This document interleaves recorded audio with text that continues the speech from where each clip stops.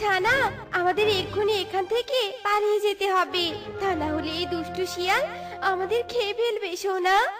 এ কথা বলে মা হাঁস আর হাঁসের ছানা সেখান থেকে দৌড়ে পালাতে ধরে। আর শিয়ালও তাদের পিছু পিছু দৌড়াতে থাকে।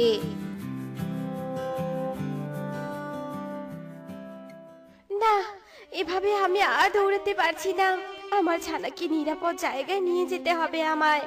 আমি বুঝে গেছি, শিয়াল আজ আমাদের খেয়ে তবে আমাদের পিছু ছাড়বে। এদিকে আমি আর আমার ছানা দৌড়াতে দৌড়াতে হাঁপিয়ে উঠেছি। আরে ওই তো সামনে একটা বাড়ি দেখা যাচ্ছে, যাই সেখানে গিয়ে কারো সাহায্য চাই। মা হাঁস এ কথা বলে তার ছানাকে নিয়ে সেই বাড়িতে যায়। আর বাড়ির দরজায় কড়া নাড়তে থাকে। বাড়িতে কেউ আছো?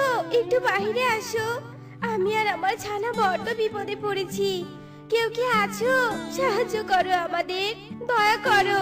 আমাদের পেছনে যে একটা দুষ্ট শেয়াল তাড়া করেছে। মা হাঁসের এমন ডাক শুনে টুনি নামের এক পাখি ঘরের দরজা খুলে বাইরে আসে। আর মা হাঁস আর তার ছানাকে দেখে বলতে থাকে, তোমরা কি জানো না, এই বনে এক দুষ্ট শিয়ালের উপদ্রব বেড়েছে বেশ কিছুদিন থেকে। এসো এসো, আমার ঘরের ভিতরে এসো। না গো, আমি জানতাম না হঠাৎ করে এই দুষ্ট শিয়াল এভাবে আমাদের পিছু নিবে।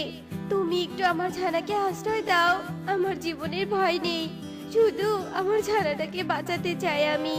দয়া করো, দয়া করো আমার উপর। মা হাঁসের এমন কথা শুনে টুনির মনে ভীষণ দয়া হয়। আর টুনি হাঁসের ছানাকে তার কাছে রাখতে রাজি হয়ে যায়। আর মা হাঁস তার ছানাকে বলতে থাকে, মারে, আজ থেকে এই বাড়িটা তোর, তুই এই বাড়িতেই থাকবি সোনা। টুনি, তুমি দেখো গো আমার এই ছোট্ট ছানাকে, তোমার হাতে আমি আমার ছানাকে রেখে গেলাম। ওই দুষ্ট শিয়ালের কাছে আমি আজ আমার প্রাণ বিসর্জন দিব, যাতে ওই শিয়াল এদিকে না আসে।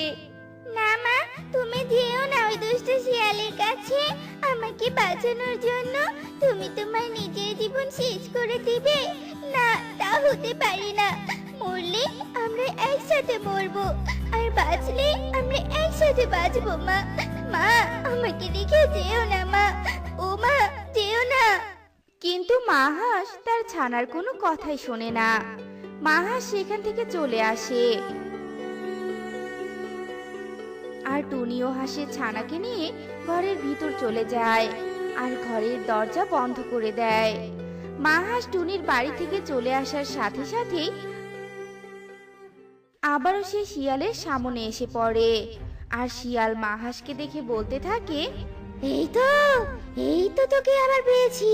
সারা বন আমাকে দৌড় করে নিয়ে বেড়াচ্ছিস, তাই না?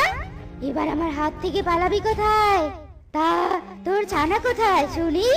কোথায় রেখে এসেছিস তোর ছানাকে? ও, বুঝতে পেরেছি।